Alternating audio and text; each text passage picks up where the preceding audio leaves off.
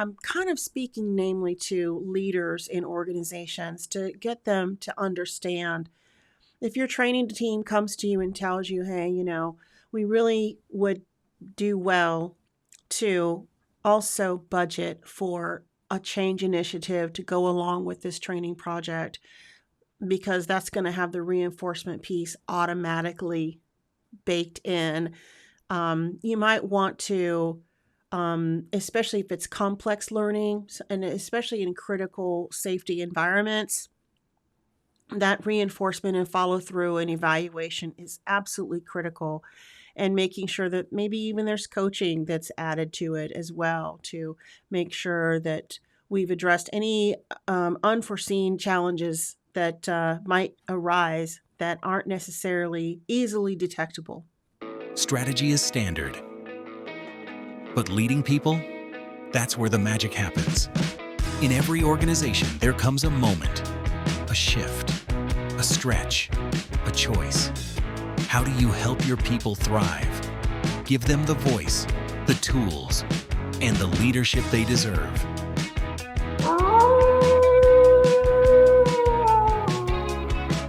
I'm Ronda. And I'm Kevin. Welcome to the Wolfpack Rise and Howl podcast, where we talk about what it takes to lead, coach, and transform from the inside out. Hey, good morning, Kevin. Welcome back, everybody, to the Wolfpack Rise and Howl podcast. It's been a while. How are you doing today, Kevin? Hey, I'm doing fantastic. Good morning to you. Actually, it's afternoon for you, but morning for me still. Yeah. It's a fine Koningsdag today in the Netherlands. It's King's Day over here. Yeah. How cool. Everybody's wearing orange and out partying and celebrating. I'll get out and participate in some of the fun festivities a little bit later on. But yeah, big day in the Netherlands today. Sounds like fun. Yeah, it is. So anyhow, I wanted to talk today about something related to the article that was posted last week. It's a blog post that was put out on our website, and I also posted an article on it on LinkedIn. And just to share a little bit of background, I had attended some really insightful webinars like the week leading up to when I wrote that article. And it was put on by some leaders in the learning and development space.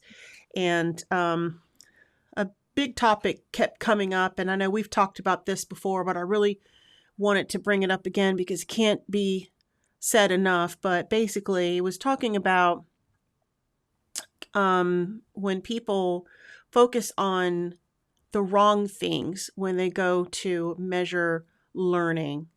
And what I mean by that is looking at completion rates for a learning management system for when people actually complete the training and the shortcomings of stopping there. You know how I feel about that because training is such an essential part of operations when it's an appropriate intervention to close a performance gap. And I just feel that it's really too bad when lots of money, time, energy, and resources are invested into developing training and then there's no follow through after that. So, basically, completion rates do not equate learning. So I wanted to get your perspective from your HR background of how that shows up in the workplace when learning is not fortified and reinforced and not adequately measured and supported after the training is over. So that's our topic for today. Great. Yeah, Rhonda, you and I have, have had this conversation on multiple occasions over the years with regards to the back end of training, or I should say post-training, and not necessarily seeing the evidence that, the training took hold. It's poorly measured, if measured at all. And the skills and the tools and, you know, the new learnings, if you will, that were invested in, um, just don't really show up uh, most of the time. Now, I've worked for a number of different organizations over the span of my HR career, and there were some organizations that were more heavily invested in training, which meant in post training, they wanted to see an ROI.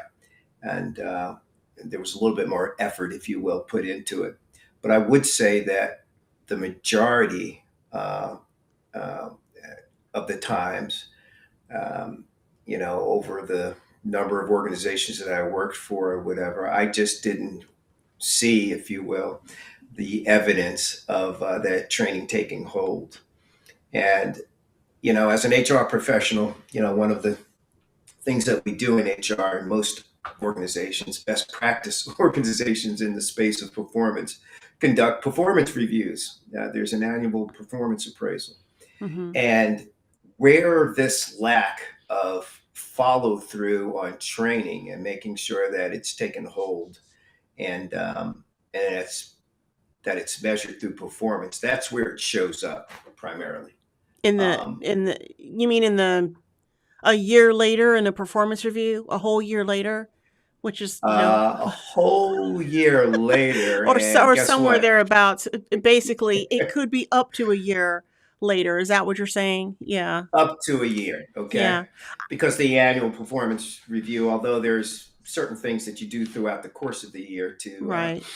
keep a pulse of goals and, you know, how they're being tracked towards and all of that. But Mm-hmm. yeah, so formally though, once a year, you know, you sit down and do the appraisal or whatever, and that's where you can measure any training that was invested in that, you know, on the for those particular staff.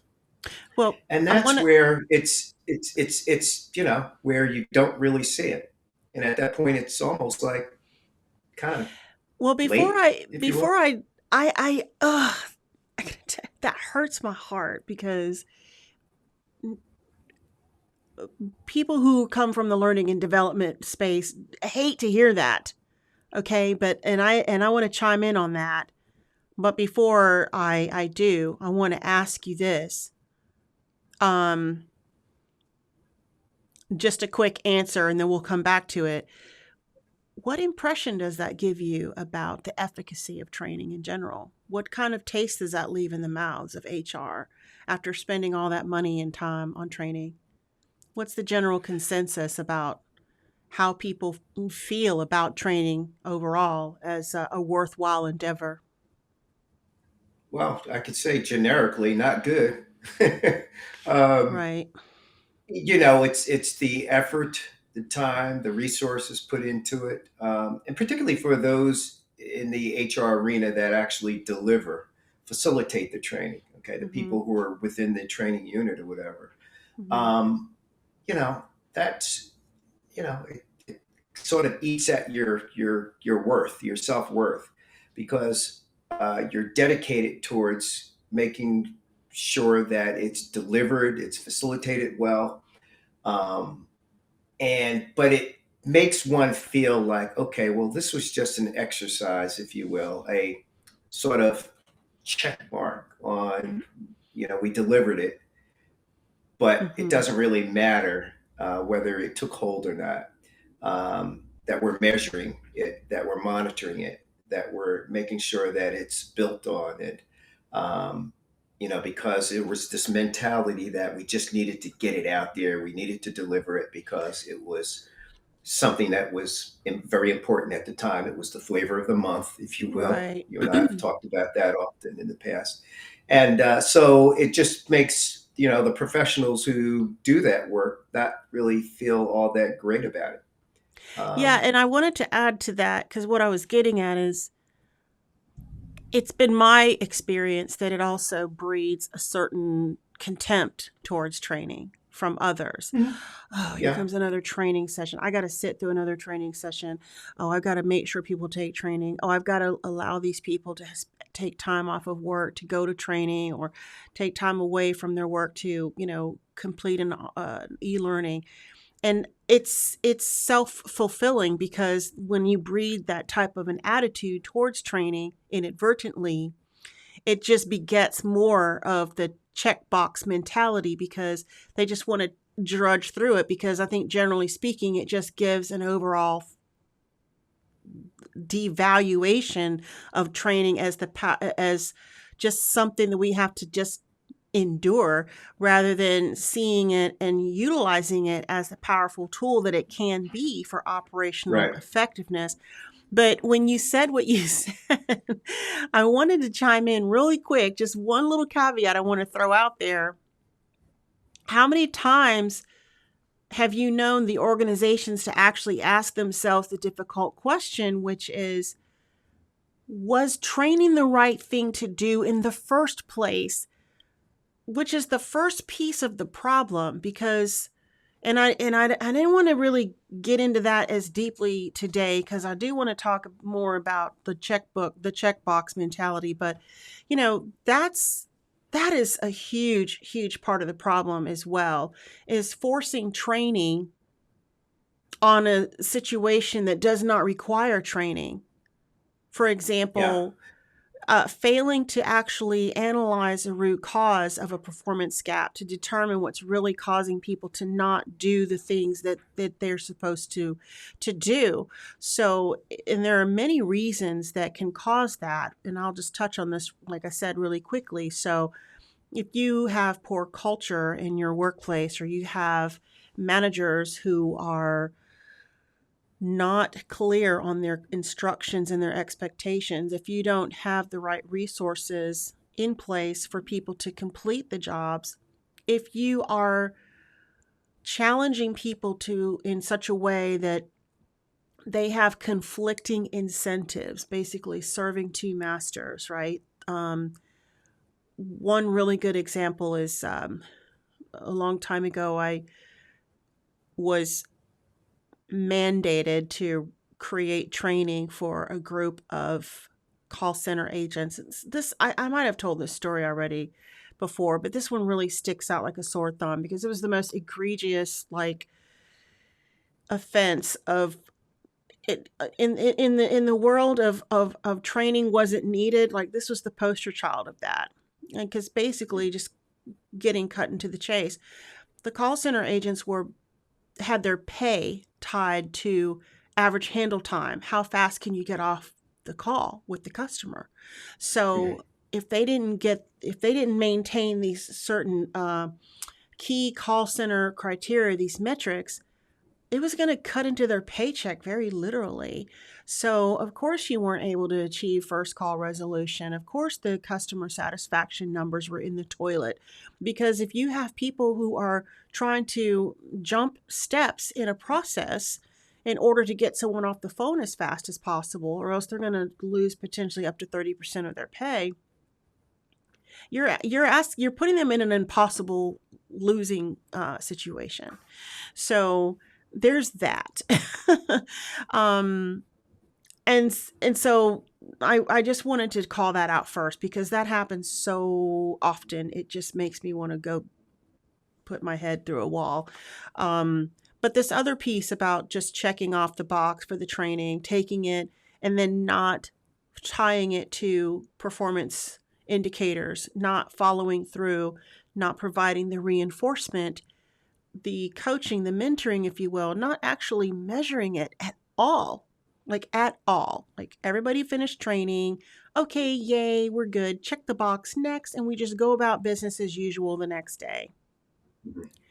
But if you don't have people who are buddied up with someone, especially in a new hire situation, that retention is going to drop off very steeply very soon after the training is over.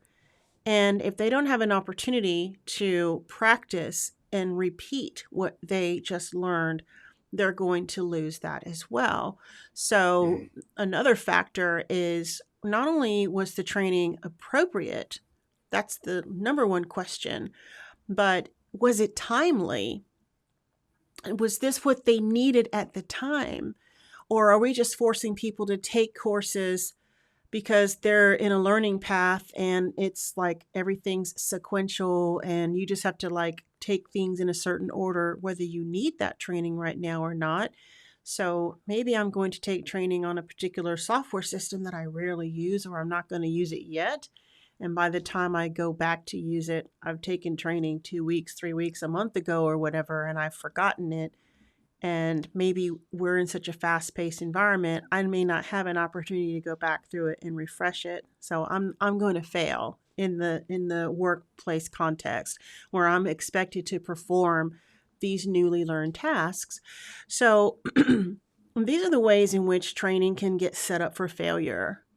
Mhm. And these are the types of things that can happen when you're so quick to check off and say, "Well, we have 90 something percent completion rate. Everybody got through the training and we did a level 1 evaluation and everybody said they liked it and it was great. Okay, mission accomplished. Bye." And then that's that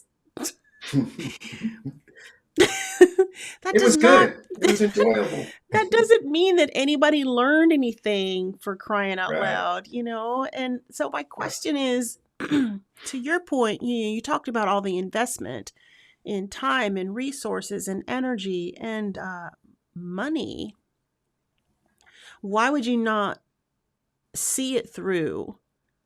And so when you are, from an HR perspective, seeing how this shows up in the workplace as poor performance or low morale or lack of confidence or even people not feeling empowered to actually do their jobs because they don't have the confidence because they secretly know, man, I forgot what I learned in training. But then you couple that with a not an environment that lacks trust and a culture that's not that great, and then if you couple that even more with a manager who's kind of not easy to approach, that person could be suffering silently, struggling to perform their job. They're not doing a great job of it, and then like you said, it may not show up until there's a performance review X number of weeks or months down the road because it's not being measured. Yeah. One thing I want to comment on, Rhonda, is that, and you're, by the way, you're so on point with your comments. You mentioned earlier I guess, the mindset of particularly the leaders when they have to have employees in there that they lead or whatever, invest time, which takes them off of their, you know, job for a certain period of time while they go through that particular training or whatever. But for the trainee, it also creates a level of apathy, if you will, towards training because uh, they adopt a mindset, particularly if they're within an organization where they've had training in the past and there's no accountability, if you will, for what they've learned. It creates this apathy towards future training in that, okay, I'm going to spend this time, if you will, invest in a week or days or however long the training goes for or whatever. But guess what? No one's going to care whether I actually demonstrate um, the skill or whatever it was that I'm going through or whatever. And so it's sort of like a perpetual, every time training comes around, it's like, oh God, I got to go through this. Okay, Yeah, that's what I was saying but I'll earlier. do it, and Like, I do it half-heartedly. I'm not going to really put the effort and the energy into it that I come out of it really learning something, and more importantly, using it, demonstrating it, making me perform my duties, my task, if you will, mhm. with a higher level of proficiency as a result of the new training that I went through. No, you're absolutely right, and it's it's really unfortunate. That's why I said it hurts my heart. Coming from such a long background in L&D, no serious L&D professional wants to hear that nobody cares about their training. Like, you may as well, you just called my baby ugly. We pour our hearts into it and to get the training out and to make sure it's instructionally sound and it's tied to business objectives whenever possible. And, for those of us who are good at what we do and we're conscientious about it and we care about the quality and we really, really put in the hours and the work to create high quality training. And it's frustrating to pour yourself into that and then it just flies off the cliff. It just lands flat because it doesn't get the support that it requires after training is over. And nobody likes to see the instructional designer coming. Here she comes again. Just that I'm busy. Like I don't have time to sit with her. And so word gets around even with people who are subject matter experts, and they are voluntold to contribute to a training project to give their expertise so that the right information can get into the training course. And I don't mean to be so negative, I hate to come across like, oh, we're just complaining about this all the time. It's not coming from that place, but it's just really, I want to talk about it because I think that there's just a lack of understanding. I maintain a positive outlook and I say I don't believe that anybody would deliberately sabotage their own training outcomes. I just think there's just a lack of understanding. That's not how humans learn. We need repetition, we need practice, and we need reinforcement. And I know it seems so logical to just lay out the training. Can't you just go through it? Didn't we just train everybody? I mean, you gotta, you passed the assessment, you did great. Like, sure, when they're engaged in the training in the moment and they can demonstrate that they learned the knowledge and skills that were trained to them, that's fantastic. But there's this thing called attrition. Mhm. And you have to nurse that after training. You have to nurse these new learners. And if you do not invest in evaluations beyond an in-training assessment, you are really doing yourself a disservice. Mhm. And I'm not just speaking because, oh, you've got to make the training team happy because they want you to. No, it's a disservice to the organization when you fail to do that because you miss the opportunities to see even potentially where the training can be improved. Because if they do get back in the work context and they're not performing something right, maybe something got missed. But if you don't find that out until some arbitrary date in the future when it starts to just dawn on you, oh, well, oh, people aren't doing that right. Oh, I wonder why.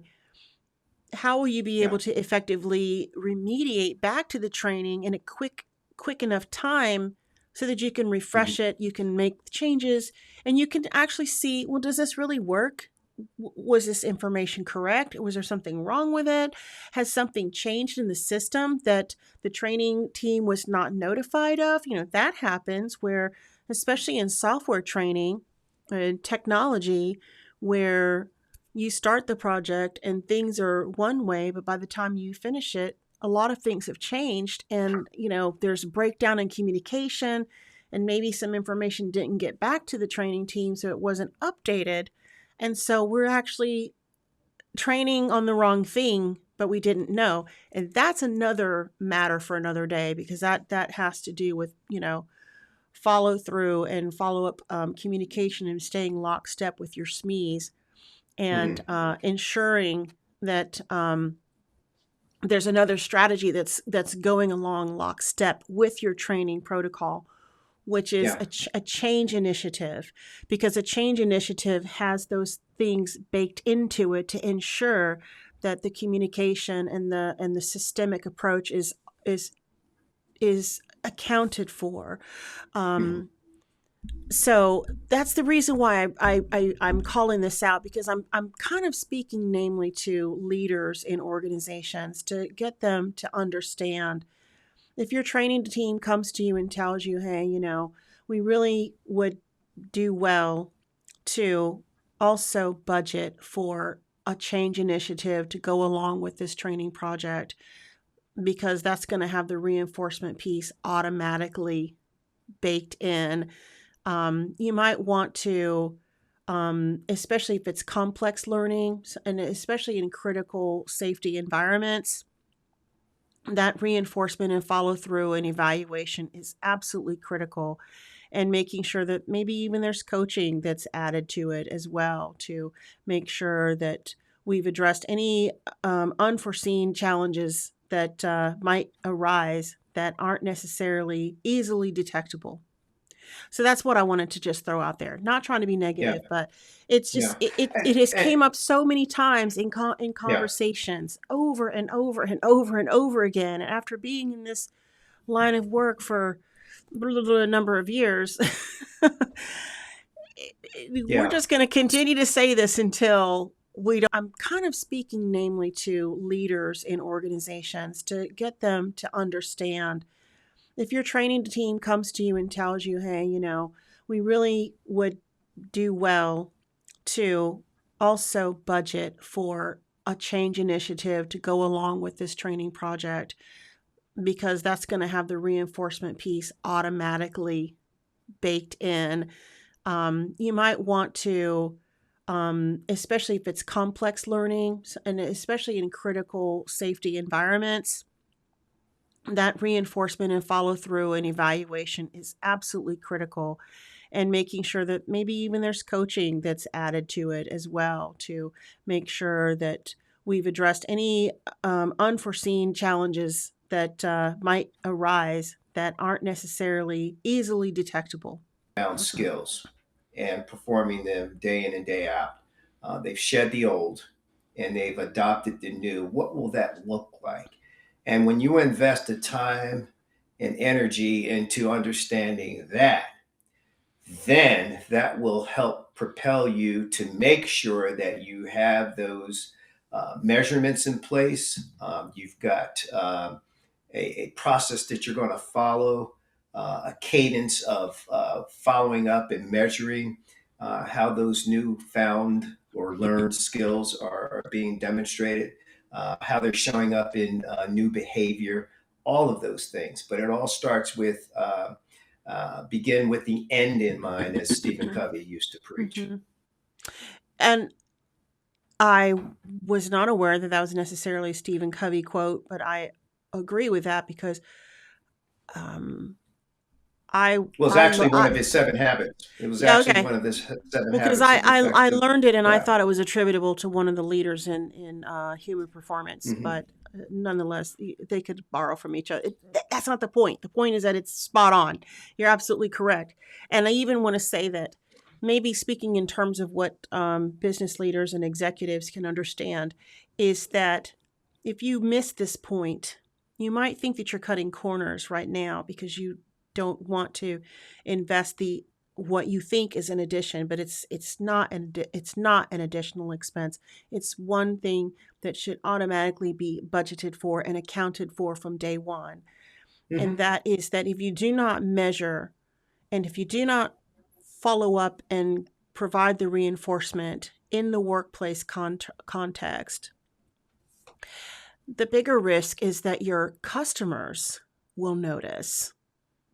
So think back to the Hello. example that I gave about the call center agents and oh, well, we need Hmm. training. Da, da, da, da. Well, they needed something else. Okay, so whether it's training or some other performance improving intervention that's not necessarily training, the point is you have to keep your eye on the target and yes, the end result. You have to keep that in mind and you have to reinforce these performance improving initiatives whether it's training or something else because if you do not your customers will suffer for it. So let's think beyond the inside of the organization. Hmm.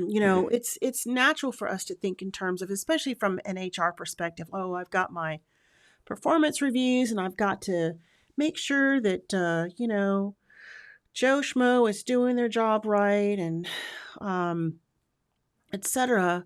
Okay, but to what end? In service of what? Because we don't just show up and work every day just la di da because whatever.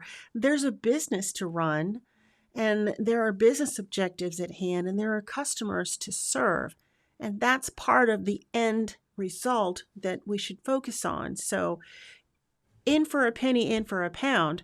If you're going to invest in developing people, don't have don't half ass it. Sorry for the language, but Mhm.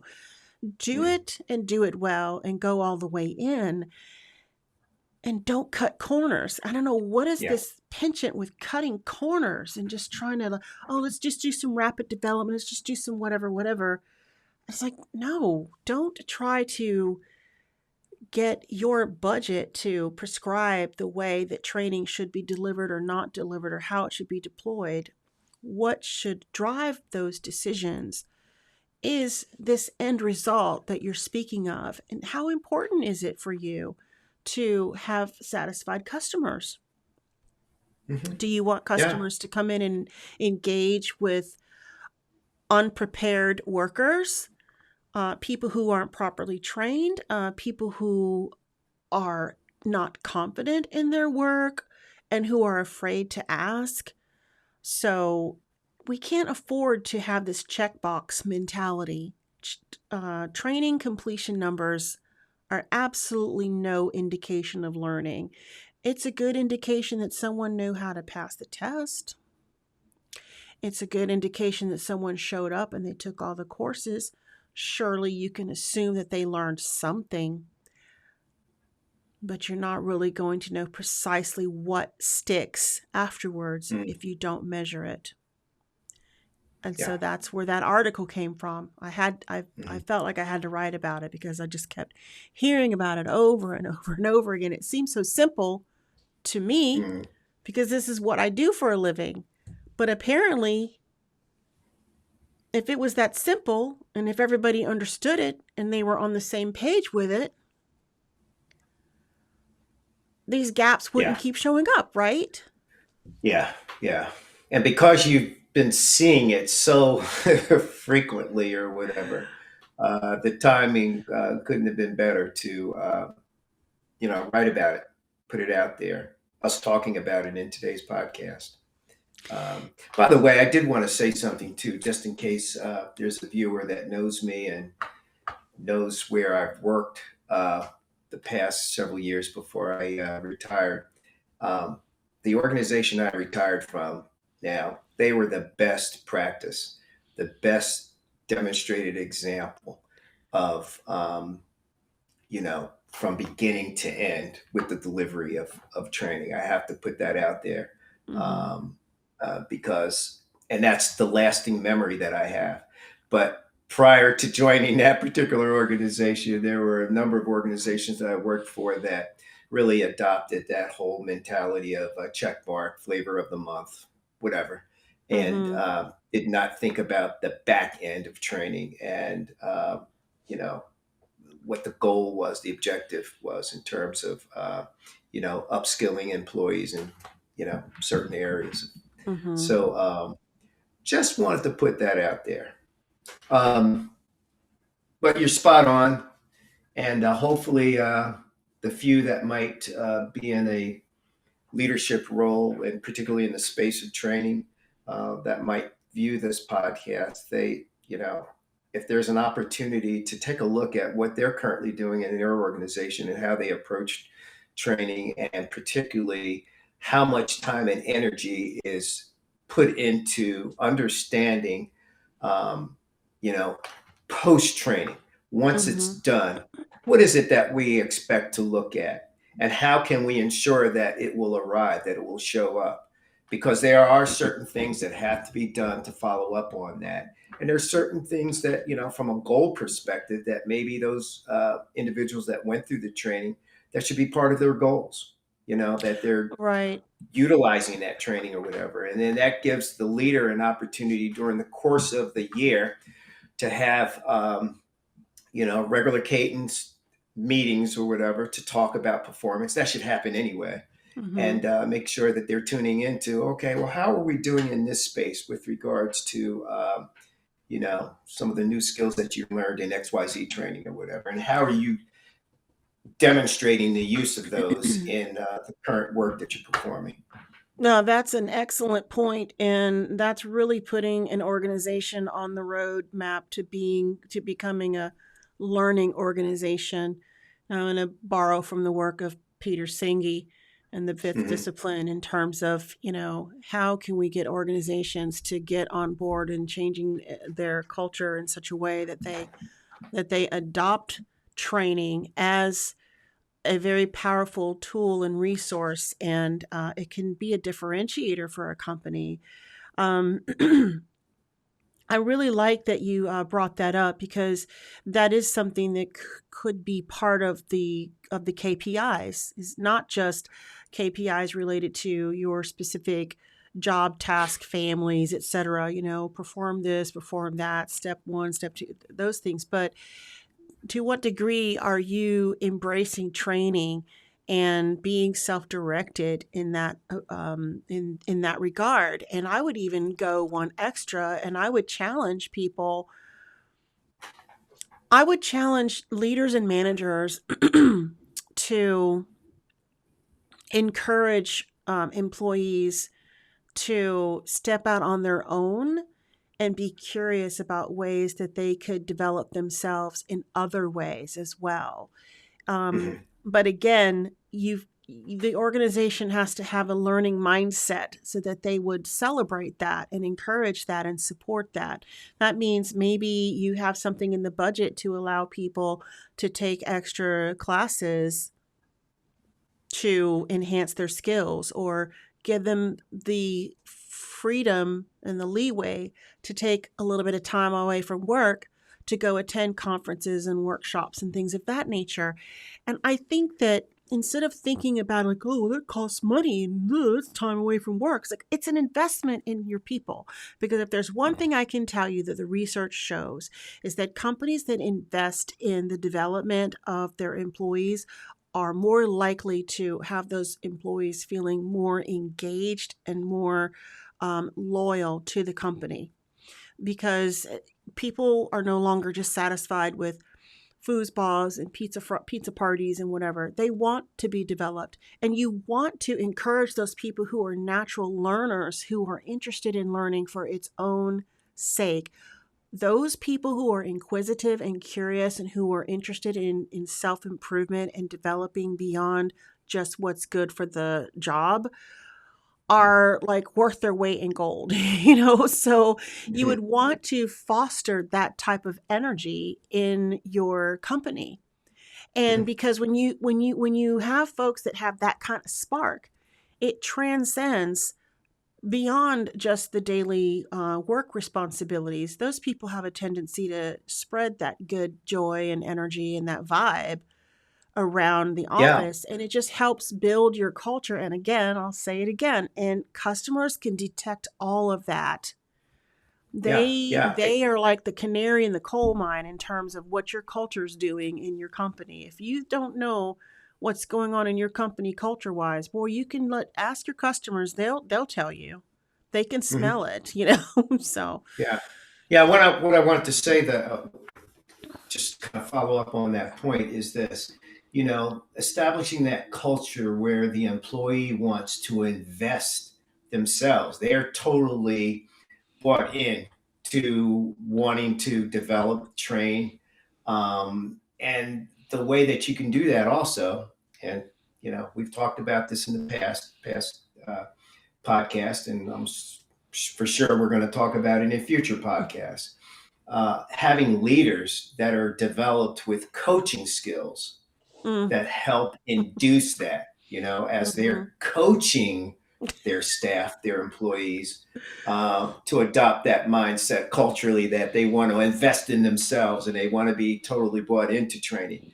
right. Um, yeah. So, I mean, it all sort of, you know, intertwines, um, you know, Yeah, because i coaching, think change management, I think that development. when people talk about, they want loyalty, they want employee engagement, they want these things. It's like, well, one of the indicators of that is the amount of discretionary effort that a person is willing to put forth in the Bingo. workplace. Yeah. Hmm. you know, Discretionary effort. and you have to give to get. Listen, you can't just expect all these things from people. It's not a one-way street. Hmm. So you've got to create that trust, and you've got to create the right environment for it, and I'm big about creating better workplace environments. That's my shtick. I'm taking that to the end of time, because that's what drives everything. And once you get that environment right, and you have trust, and you've got the right mix of people, and the right attitude, the culture is supported from the top down, and leaders value training, and they value change management, and they value coaching, and they value you know, the internal peace and cohesiveness, because they understand and recognize that that is what's going to drive results. Hmm. Not just talking about it and then walking around and acting in a counter kind of way, because people see you. They see you. They see how you treat people. They see how you talk to people. So you can't pound your chest and expect people to be all rah rah. Oh, our culture, we're family. Ugh, don't get me started on that. Um, and say all these things and be disingenuous in your own actions, and then not provide the resources necessary to foster that desire to want to do more and to want to take training seriously. Hmm. Because the other thing too is, people may not be aware of it just off the cuff, but it can show up in a funny little feeling that they may not necessarily be able to put their finger on. But it's that slow path to quiet quitting. It's Oh yeah. the Hmm. sudden the subtle way that you let someone know you're not worth it. I'm not going to invest any further. I'm going to have you Hmm. sit through this training. You checked a box. Yay, that's all I care about. You checked the box, but I've checked out. Exactly. And you know what? And you're giving them permission to check out too when you do Hmm. that. How can you Yeah. expect for them not to? And like I said, Hmm. it may not be obvious at first, but it's these subtle little things, these little subliminal messages that will sink in, and then over time, because it's when someone quits, they didn't just decide that day to quit. I promise No. you, there's been a build up, and it starts with these subtle little things, you know. Hmm. And when you cannot be bothered to even invest in the most basic of things, it may not be obvious at first, but it will catch up with you over time if you continue on that path. Hmm. So, that's why I really wanted to speak to that, because it's so much more than just, okay, make sure that you don't just check a box. Make sure you measure your training. So make sure that you get your outcomes. Okay, end of podcast. No, it's all the little woven in things, the symptoms of what it looks like when you don't do that. Yeah. That's what we're talking about here today.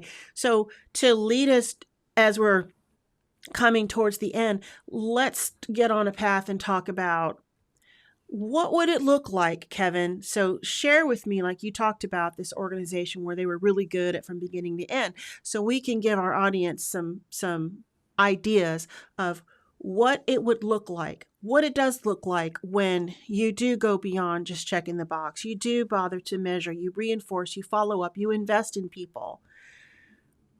What are the Yeah. amazing things that can happen for a company when they go all in and invest all the way in their training Yeah. You see. wholeheartedly? Yeah, you see growth in individuals and collectively. You see staff that are um, hey, how about this?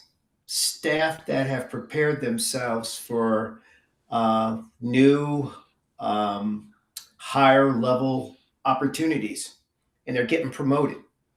Mm. They post for positions that they are now qualified for. They've learned new skills, and they've demonstrated them. They performed them. They now meet the minimal threshold, if you will, to be considered for those higher level roles or whatever. And they job post for them, and guess what? They're getting promoted. They're getting those jobs or whatever. That's what it looks like. and you have a happier, productive workforce when you have a lot of that going on within your organization, that people feel that they can acquire the skills and build on those skills and demonstrate them in their job so that they can be or they can meet the minimal qualifications, if you will. They have the demonstrated experience or whatever, and they can be seriously considered, as an applicant for those roles. That's what that looks like. And just happier, more productive people in general, because they know that the organization offers these opportunities or whatever. They're serious about it. It's not just things that the organization is throwing out there as flavor of the month type training or whatever, but Right. it's more meaningful, more impactful. It makes sense. It's in coordination with the organization's goals and objectives. To be at a certain place in the marketplace, to deliver a certain service or product to their customers or whatever. I mean, everything is synchronized, everything is in sync or whatever. Mm-hmm. And that's what it looks like. It flows, it feels good. It's obtainable. It's reasonable. It's all of these positive. You know, I can't think of enough adjectives to describe what it looks like positively, but it's all of that and more. Well, I want to call out something that you said that is an absolutely excellent point, and I'm so glad that you brought it up because now this is a whole other topic. But you mentioned when people when a company becomes more of a learning organization and they take learning as a way of life very seriously through and through from beginning to end, and they really truly invest, you know, people people feel with great ease comfortable because they trust the organization, and they have a great culture of learning, and so they do invest in themselves, and they like to self-improve and get further developed. So maybe someone wants to take some managerial skills or some leadership training, even though they may not be a leader or a manager yet. But the fact that they've got the mindset and they're willing to exert more discretionary effort towards developing themselves because they're more endeared to the company because of this great culture that we're building. Mm-hmm. Guess what? As part of, how these things are interconnected. So I don't know a single company out there who doesn't have growth as part of their strategic business objective or their key results. Everybody wants to grow and expand and and Mm-hmm. go further and go and get bigger and whatever. But guess what? That comes with pains as well, because if you have a lot of growth and then you find yourself, oh my goodness, we need more leaders, we're expanding, we need more people.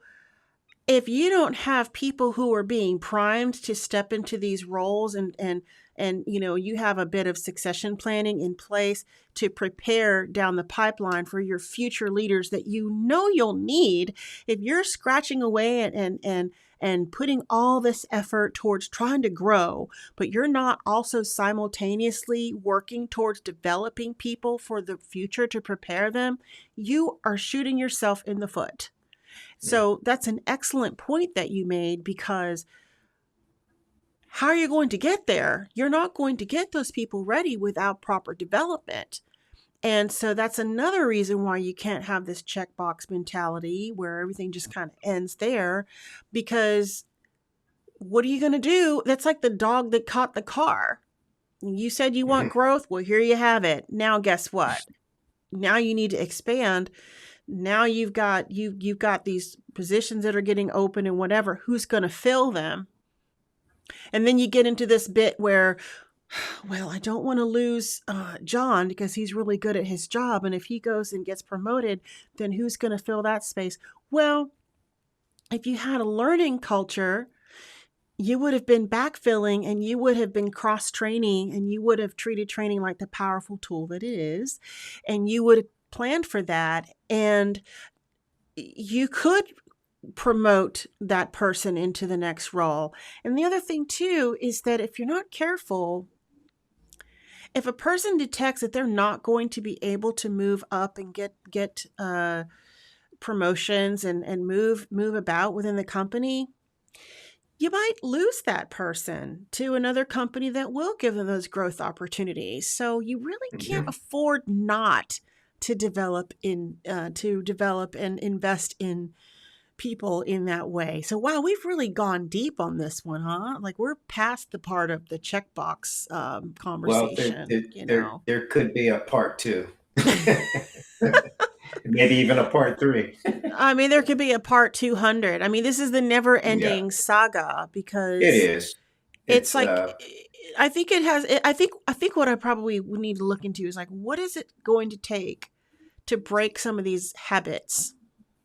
Because I mm, believe that because I've talked to people who logically they understand what I'm saying and mhm. they're on board. Like, yeah, you're right. Yep, yep, yep. But then Makes sense. I've also heard that then there's the immediate that's immediately followed with a yeah, but because there's somebody above them, one, two levels, whatever above, that is undoubtedly not going to be bought into it because they're, marching to a different beat and they're having difficulty convincing the upper decision makers to provide the support that would be needed to turn things around and move in this different direction. Um, Yeah. so, what do you say to that, Mr. HR professional background expert? What kind of advice would you have for someone who's, say, in a leadership role as a director or above, and they're trying to get upper leadership to get on board with some of the things that we talked about today? I would say to that individual, listen, you've got to do your homework. You've got to perform the analysis that's needed to prove, to show, to demonstrate, if you will, to the leader, to the decision maker, the one that controls the purse, why it's a very wise and healthy and prudent investment to make into that particular training. Mm-hmm. So again, as not to be redundant with Stephen Covey, you've got to begin with the end in mind. And so part of that is demonstrating to the leadership what this training will do for us, how impactful it will be, what will look different where we are today. And as you mentioned, as you pointed out during the course of our conversation, that how does that impact um, the customer? Okay. Mm-hmm. All what we do, the mission that we're on, Mm-hmm. does it support it? Is it within our vision? Um, is it going to help us meet our strategic goals? Everything and anything, including training, must be tied into the strategic goals and objectives of the organization. So, for that individual that has to sell this to the leader that that says yay or nay on it or whatever, Mm-hmm. you've got to go into that meeting prepared. And that means that you've got to do your homework up front and be able to anticipate the questions that will be asked and make sure that you have the answers to those particular questions. That's a great answer. And I want to add to that. So, just to be clear, and we're not speaking just about any particular training initiative, but just Right. investing in becoming a learning organization and one that's invested in developing people further to follow through with the development, whether it's training or it's a change strategy or it's coaching programs or any other type of organizational development type activities. It could be business process analysis and remapping, whatever Mm-hmm. the need is. Just the message of the day is to be wholehearted about it and don't just stop at checking a box and say, yeah, we did this compliance training. Yeah, Yeah. we brought a project manager in. Yeah, we closed that project out. Yeah, we did this. Yeah, we did all the little things that the activities And within what an it can't organization. be, and Rhonda, what it can't be, and what I mean by that is it can't be because it's often sometimes, that's part of this flavor of the month type training mindset. It can't be because everybody else is doing it. Okay. Oh And yeah. so Oh, you that's mean part like of, our friend AI that we talk about? Which I'm not okay. dishing. I'm not I'm not dissing on AI, as you know, but that Right. came up as well. Just because Yeah. you can do AI doesn't, I don't know, it's total side. I didn't mean to get up, but that's a good example because it's It is a topical. good It's example. timely Yeah. because Mhm. it's really timely right now because I'm seeing a lot of that. Like, oh, let's jump on and let's AI. You know, it could be anything. It could be any little trend that companies are jumping on because just because it's trendy and popular, speaking back to your message that came through really loud and clear, does it tie back to your strategic business objectives? Because if it doesn't, then who gives a Why are rip, we doing it? Yeah. Right. Why are And we then, doing it? Right. and then also one of my favorite people to whose work I'm very fond of, Thomas Gilbert, his leisurely Mhm. theorems, is it a worthy thing to improve the perform? Is it a worthy problem to solve? If it's not, in other words, to put it in my terms, is the juice worth the squeeze? Like, are we Right. gonna are Right. we gonna render a good return on the investment of it? Then we Mhm. might want to step back and not do that. But that's another conversation for another day. But I did want to just say that you really touched on something there. Um, and what I wanted to add to that is that in addition to being prepared and doing your own research and doing a bit of analysis in terms of what's going to speak to that leader in terms of their language and what's going to resonate with them. So I would even dig deeper and say, research what keeps them up at night. What is the board of directors concerned about? What are the whispers in the hallways in the industry? What's the silent part that's not being said out loud? What's the elephant in the room? And really tap into that boldly. But I would even say, too, that I want to also reinforce the necessity to do this from an approach where you're looking at the organization systemically. Mhm. Because one thing, too, that we want to avoid is that one person comes from one department and they're only solely concerned about their only one little department and they're not looking at the whole organization systemically and they're not taking the time to identify the connections and the relationships and the dynamic of the pieces and as they work together in synergy. And I would even say that if they could get others on board and come together and approach this and say, look, you know what? We've all come together. We're noticing certain things. And if we can come up with a way that we can create conversations that are beneficial across the organization and take a systemic approach, not only are we going to benefit from a diversity of perspectives from the different departments, but we also will be more likely to be more efficient and effective in our approach because when you collaborate with the others and you look at it from an organizational wide systemic perspective, you're more likely to avoid duplication of effort. And you're Mhm. also more likely to be more consistent in your approach and making sure that you're accounting for other things beyond just your little siloed perspective, which I'm really not a fan of siloing because I see so much waste that happens with that when departments don't communicate with each other and you got one over here that's building one type of thing and you got somebody over here who's building another kind of thing, and guess what, if they would have come together they could have built one thing that serves both of them and saved some money and saved some time and some effort and maybe shared different perspectives and come up with something even better than they would have come up with on their own individually. Yeah. So For that's sure. what I wanted to add to what you Mhm. said. And I think that showing that amount of collaboration and levels of maturity and professionalism too is going to be more endearing to a leader as well, I would hope.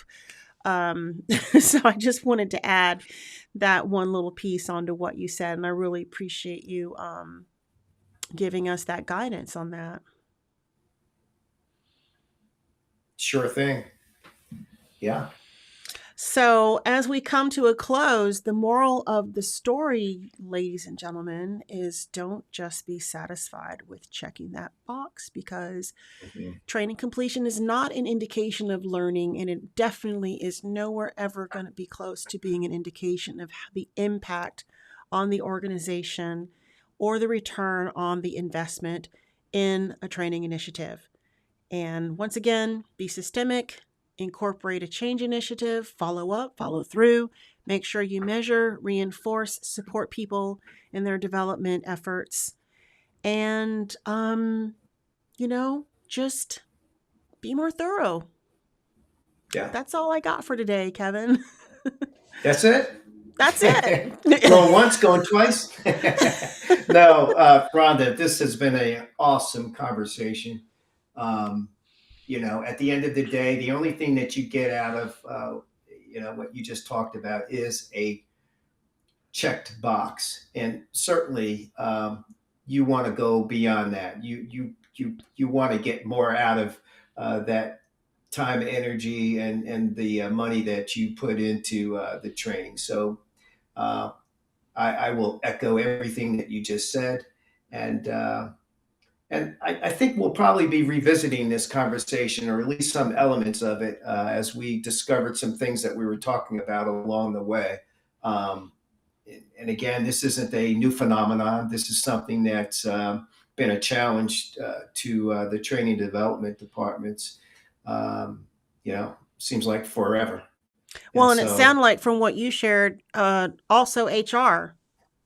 yeah, yeah, and yeah. and, and Well, any manager or anybody and employees, and just employee morale. I mean, it doesn't yeah, just stay within the training department where it becomes like some kind of an issue, but I mean, it is symptomatic throughout every part of the organization, that is affected by it this is a mindset. far-reaching adverse impact to everyone when it's training is not approached beyond the whole checkmark mentality. So, Yeah, absolutely, it is, because it's a missed opportunity for performance improvement for sure. yeah, So, well, and I really want to lean more into the positives that can come from that. You really lit up like a light bulb when you were talking about the positive things that come when you invest. yeah, Basically, in yeah, the bow on top was a happier, more well function workforce. yeah. It's better. Productive, It's just better. absolutely, Just do it. yeah, Just do what we yeah. said. Mhm. Mhm. Anyway, Kevin, thank you so much. I will see you next time. If anybody who's joining in on YouTube, if you haven't done so already, please subscribe to our channel. Give us a like if this video has resonated with you. And for further conversations and to keep up with what we're doing, we are White Wolf Consulting, and we can be reached at www.whitewolfinc.com. That's INC, not INK. I'm Rhonda Harris, and this is Kevin Cruse, and we will see you next time. Thank you so much, everyone. Bye. Take care, folks. Thanks for tuning in. Bye Bye bye. bye.